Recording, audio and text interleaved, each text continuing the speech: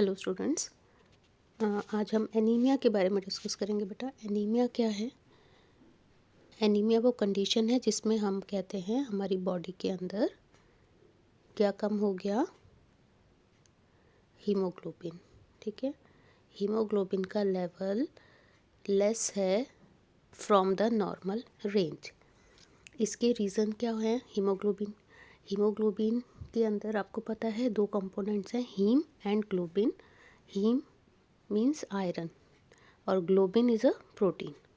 तो अगर आयरन की डेफिशिएंसी की वजह से ही एनीमिया है तो डॉक्टर हमें प्रिस्क्राइब करते हैं आयरन टैबलेट्स। हमारी डाइट में आयरन प्रॉपर अमाउंट में होना चाहिए ताकि हीमोग्लोबिन प्रॉपर बन सके। लेकिन अगर ग्लोबिन प्रोटीन में प्रॉब्लम है, ठीक है, और वो प्रॉब्लम जीन्स की वजह से है, जो जीन्स ग्लोबिन मॉलिक्यूल के लिए कोडिंग करते हैं, अगर वहाँ पर प्रॉब्लम है तो वो जेनेटिक डिसऑर्डर माना जाता है, जिसमें हमेशा ही उस पर्सन को वो प्रॉब्लम रहने वाली है। उसमें आयरन की कमी से नहीं हो रहा है एनीमिया। ठीक है, तो दो टाइप के डिसऑर्डर्स आपने पता है, आपने सुने भी हैं और आपको कोर्स में करना भी है। सिकल सेल एनीमिया और दूसरा है थैलेसीमिया। ठीक है, तो दोनों में कन्फ्यूजन ना हो, मैं एक बार उनको क्लियर कर रही हूँ आपको। Thalassemia and sickle cell anaemia. ठीक है, पहले हम देखते हैं सिकल सेल एनीमिया। नाम से ही क्लियर है, सिकल सेल, इसके अंदर आरबीसी की शेप सिकल सेल हो जाती है ना। नॉर्मली आरबीसी की शेप क्या है? बाइकॉनकेव रहती है ना, स्फेरिकल है। लेकिन यहाँ पर कैसे हो जाती है? इस तरीके की। अब जब आरबीसी की शेप चेंज हो गई तो आरबीसी के अंदर जो हीमोग्लोबिन का काउंट है, अमाउंट है, वो कम हो जाएगा ना कैरी करने की। और हीमोग्लोबिन कैरी करता है ऑक्सीजन। अगर ऑक्सीजन हीमोग्लोबिन का नंबर कम है तो ऑक्सीजन भी कम कैरी होगा। ठीक है, और इसी की वजह से हमको एनीमिया के सिम्टम्स नज़र आते हैं। ठीक, चलिए अब हमें देखना है आपको सिकल सेल एनीमिया के बारे में जो इम्पोर्टेंट पॉइंट्स मैंने सारे इसमें लिखे हैं, समझ लीजिए एक बार, और आपको अच्छे से क्लियर होना चाहिए। क्वेश्चन किस तरीके का आ रहा है, क्वेश्चन को ध्यान से स्टडी करके और उसके अकॉर्डिंग आंसर आपने करना होता है। मैं बार बार आप लोगों को ये बात रिमाइंड करा रही हूँ कि प्लीज़ क्वेश्चन को पढ़ के समझना ज़रूर। ठीक है, सबसे पहले सिकल सेल एनीमिया, क्योंकि ये जेनेटिक डिसऑर्डर है, मेंडेलियन डिसऑर्डर है, तो हमें ये बताना पड़ता है कि ये ऑटोसोमल है या sex linked, and second dominating allele पर है या रिसेसिव, है ना। तो फर्स्ट पॉइंट देखिए, it is a autosome linked recessive disorder. Autosome linked है यानी मेल या फीमेल किस में ज़्यादा होने के चांसेस है, ऐसा कुछ नहीं है, इक्वली किसी में भी पॉसिबल हो सकता है। रिसेसिव डिसऑर्डर है, इट मीन्स कम होता है। ये डिसऑर्डर रिसेसिव कंडीशन में, फिनोटाइप में कब आएगा? जब दोनों रिसेसिव, किसी पर्सन में एलील्स रिसेसिव एलील्स प्रेजेंट होंगे, हेट्रोजाइगस कंडीशन में नहीं। ठीक है ना। चलिए, it is a, second point देखो, फर्स्ट क्लियर हो गया ना, अब सेकेंड पे आते हैं। It is a qualitative problem of synthesizing and incorrectly functioning globin protein molecule। ठीक है, एक तो ये थैलेसीमिया और सिकल सेल एनीमिया में जब आप डिफरेंस लिखेंगे तो ये ध्यान रखना है कि क्वालिटी और क्वांटिटी। ठीक है, क्वालिटी मतलब हीमोग्लोबिन का जितना नंबर बनना चाहिए उतना तो बन रहा है, लेकिन वो कुछ कमी है, प्रॉपर अच्छी क्वालिटी नहीं बन रही, जिसकी वजह से आरबीसी की शेप पे अफेक्ट पड़ रहा है। ठीक है, ऑक्सीजन कैरिंग कैपेसिटी लेस हो गई है। ओके, तो यहाँ पर ये क्वालिटी की वजह से है। ये ग्लोबिन प्रोटीन मॉलिक्यूल अगर 100 बनने चाहिए 100 बन रहे हैं, बट डिफेक्टिव बन रहे हैं। ठीक है, और ये क्यों हो रहा है, इसका कॉज क्या है? It is caused by a point mutation क्या होती है? एक सिंगल जीन के भी किसी एक सिंगल कोडोन में सिर्फ एक बेस पेयर चेंज हो गया, ओनली वन, उसको हम बोलते हैं पॉइंट म्यूटेशन। इस केस में यहाँ पर ग्लोबिन प्रोटीन का जो पूरा जीन है डीएनए में, है ना, तो वहाँ पर डीएनए से जब एमआरएनए बन रहा है तो वहाँ पर एडेनिन की जगह पर क्या आ गया? यूरेसिल। कितने नंबर पर? 6th पर। ठीक है, तो ग्लोबिन मॉलिक्यूल के लिए जो एमआरएनए की उसमें कोडोन है, तो जो 6th नंबर पर कोडोन था जिसे होना चाहिए था GAG, बट कुछ म्यूटेशन हो गई, चेंज हो गया, और ए की जगह यहाँ पर अब क्या आता है? यू। ठीक है, GAG अगर होता कोडोन तो वहाँ पर कौन सा अमीनो एसिड आने वाला था? ग्लूटामाइन। अब ये बन गया GUG, तो GUG की वजह से अब यहाँ पर आ गया वेलाइन। सिर्फ एक अमीनो एसिड चेंज हुआ है, बाकी आगे जो चेन है सही है, पहले वाली चेन के जो अमीनो एसिड थे सब बिल्कुल ठीक है। ठीक है, सिर्फ एक अमीनो एसिड चेंज हुआ, ग्लूटामाइन की जगह क्या बन गया? वेलाइन बन गया। ओके, और ये क्यों हुआ? क्योंकि कोडोन में चेंज आया, वो भी सिर्फ एक बेस पेयर का चेंज हुआ। ठीक है, अब इस डिफेक्ट की वजह से वो जो ग्लोबिन प्रोटीन है वो डिफेक्टिव है, रिजल्ट हीमोग्लोबिन में डिफेक्ट आ गया, जिसकी वजह से the shape of RBC change हो गई from concave disc to sickle shape. Clear? तो ये पूरा कॉज हो गया, रीज़न कैसे कैसे हो रहा है, क्लियर है?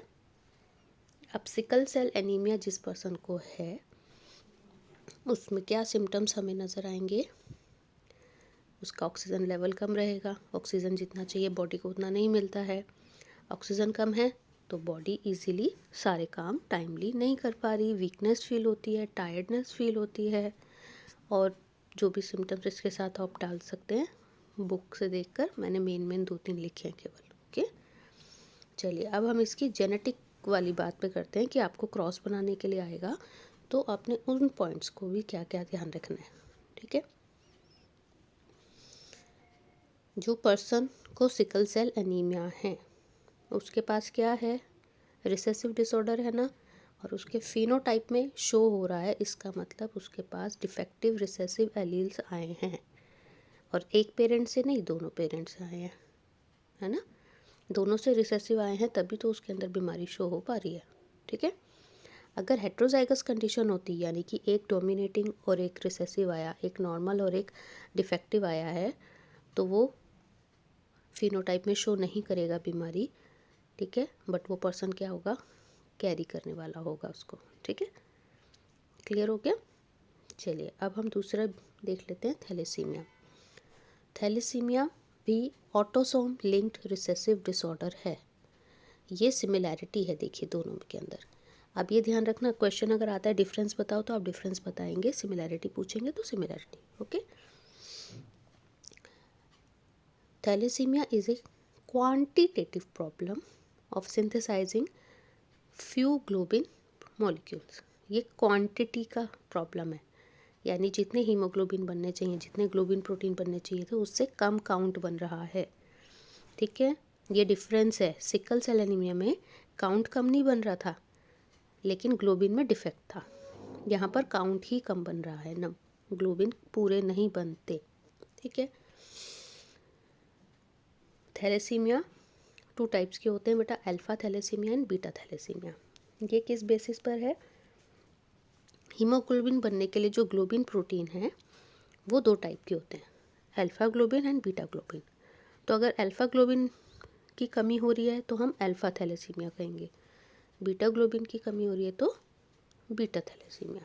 ठीक है, अब रीज़न क्या है इसका, कॉज क्या है देखिए, it is caused by a mutation और डिलीशन, ठीक है। कुछ या तो उसमें अंदर चेंज हो गया या कोई ना कोई कोडोन में कुछ डिलीट हो गया, एक आध बेस पेयर, कुछ भी, एक या एक से ज़्यादा जीन्स में, ठीक है, जिसकी वजह से जो ग्लोबिन चेन है अल्फ़ा या बीटा, उनका बनने का जो प्रोसेस है वो थोड़ा स्लो हो जाता है और जितने क्वांटिटी बनना चाहिए उतना टाइमली नहीं बनता, ठीक है। अगर एक दिन में हम कहें कि 100 हीमोग्लोबिन मॉलिक्यूल्स बनने चाहिए और एक दिन में 50 बन रहे हैं, तो बॉडी को 50% रिड्यूस्ड प्रोडक्ट मिल रहा है, तो उसका काम अफेक्ट करेगा ना, ठीक है। क्लियर हो गया? तो formation of less amount of haemoglobin, haemoglobin कम बनता है, ठीक है। अब एनीमिया है, हीमोग्लोबिन कम है बॉडी के अंदर, तो वही जो एनीमिया के सिम्टम्स हैं वो नज़र आएंगे। बॉडी ऑक्सीजन कम कैरी कर पाती है, जल्दी टायर्ड हो जाते हैं, वीक होते हैं, और यहाँ, ठीक है। चलिए, इसके अंदर भी अब क्योंकि ये भी like sickle cell anaemia autosomal recessive disorder है, तो इसका भी वही है कि जो पर्सन डिफेक्टिव है, जिसके अंदर ये बीमारी हमें शो हो रही है, क्यों आई है? क्योंकि उसके पास डिफेक्टिव रिसेसिव एलील्स दोनों पेरेंट्स से उसको मिले हैं, ठीक है। ये भी अगर हेट्रोजाइगस एलील वाली कंडीशन होती तो वो पर्सन फिनोटाइप में शो नहीं करता, फिनोटिपिकली नॉर्मल पर्सन होगा जिसका जीनोटाइप हेट्रोजाइगस है, और उसको हम क्या कहेंगे? कैरी करने वाला, कैरियर, ठीक है। क्लियर हो गया? ये तो उसके हुए पॉइंट्स। अब एक इसमें बेटा क्वेश्चन आ सकता है कि आपको क्रॉस बना के बताइए, ठीक है, कि ये पेरेंट्स को है या नहीं है और ऑफस्प्रिंग को होगा, तो उसकी क्रॉसिंग करके बताओ, ठीक है। तो क्रॉस करके बनाने के लिए ध्यान रखना है आपने। जैसे देखिए, अब थैलेसीमिया के लिए आप कोई भी अल्फ़ाबेट ले सकते हो, ठीक है। थैलेसीमिया के लिए मान लीजिए हमने ले लिया टी, ठीक है, या ए ले लेते हैं, चलो।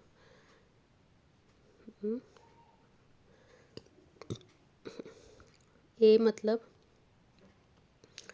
नॉर्मल, सॉरी डोमिनेटिंग है, और स्मॉल ए ये नॉर्मल वाला है, लेकिन अगर ए के ऊपर टी लिख दिया इसका मतलब ये डिफेक्टिव है, ठीक है, डिफेक्टिव जीन है इसमें। तो जब ये कैपिटल ए के साथ स्मॉल ए आया, ये तो नॉर्मल है ना, तो ये पर्सन कैसा होगा? नॉर्मल। स्मॉल ए के साथ डिफेक्टिव वाला आया तो भी ये नॉर्मल होगा फिनोटाइप, बट क्या कर रहा है? ये कैरी करने वाला है ना। और स्मॉल ए हैं, डिफेक्टिव आ गए ना, रिसेसिव एलील आ गया, तो ये पर्सन के अंदर डिफेक्ट शो होगा, है ना। तो आप इसको क्रॉस बना के दिखा सकते हो, कोई भी कंडीशन दी हो आपको कर सकते हो ना।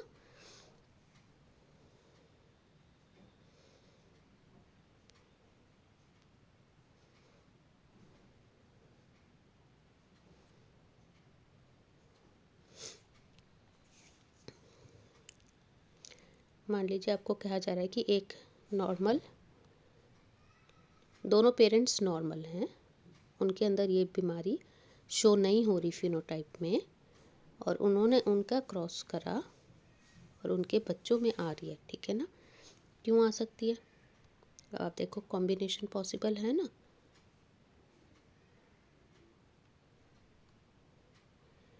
ये आएगा तो नॉर्मल रहेगा, लेकिन अगर ये दोनों आ गए तो क्या होगा? अफेक्टेड पर्सन हो गया ना, यहाँ पर बीमारी शो होगी, ठीक है। तो पेरेंट्स क्या हैं? खुद नॉर्मल हैं, लेकिन उनके अंदर वो डिफेक्टिव जीन प्रेजेंट है, they both are the carrier, carry करने वाले हैं डिफेक्टिव जीन को, सो उनसे उनके ऑफस्प्रिंग में आने के चांसेस हैं, ठीक है। अगर एक पेरेंट से कैपिटल ए आया और एक से स्मॉल ए आया तो क्या होगा? ये ऑफस्प्रिंग भी कैरियर बन जाएगा, है ना, कैरी करने वाला होगा। तो इनके तीनों टाइप के कॉम्बिनेशन हो सकते हैं, नॉर्मल भी आ सकता है, कैरी कर भी डिफेक्टिव पेरेंट ऑफस्प्रिंग भी हो सकता है जिसको ये डिजीज़ है। ठीक है, तो अब इसकी प्रैक्टिस कर लेंगे बेटा। ओके।